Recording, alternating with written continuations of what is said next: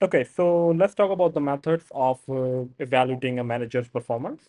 The first method is called return on investment, ROI, but there's a specific way we calculate it. We don't just calculate the total profit by the total assets, even though we do something similar to that. That's not exactly what we do. You'll see why.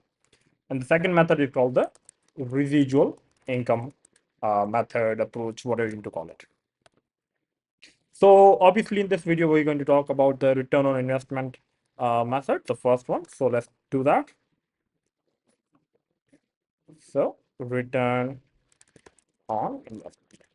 Now, when we're talking about return, the word return in accounting, finance, return refers to profit.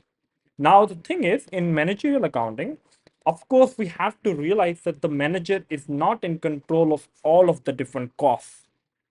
There are some costs that are controllable and some costs that are not controllable, means the manager can do nothing to avoid those costs. So what we do is we calculate the controllable profit for the manager to see how much profit was, let's say, earned by the things that this manager controlled. If we only account for those things, if we don't account for anything that were not in the manager's control, and we only account for the things that were in the control of the manager, how much return on investment did our manager generate for us? So to calculate controllable, let's say, profit, or controllable margin, as some people like to call it, it's actually pretty simple. So all you need to do is you need to write the sales or revenue, whatever that might be, and then you subtract all of the variable costs, because if it's variable, it has to be in the control of the manager, right? Variable costs are usually relevant costs. It's like always avoidable. And then we get contribution margin, and then we subtract only the controllable fixed cost, not the fixed cost like we learn in the variable costing.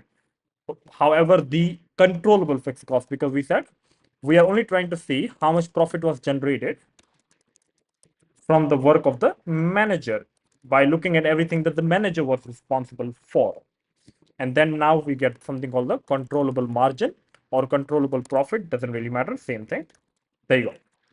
So what we do is we look at this number as let's say the profit of this specific segment of the business, and then we calculate the return on investment based on this. So return on investment formula will be return on investment formula will be controllable margin, which we just learned how to calculate, divided by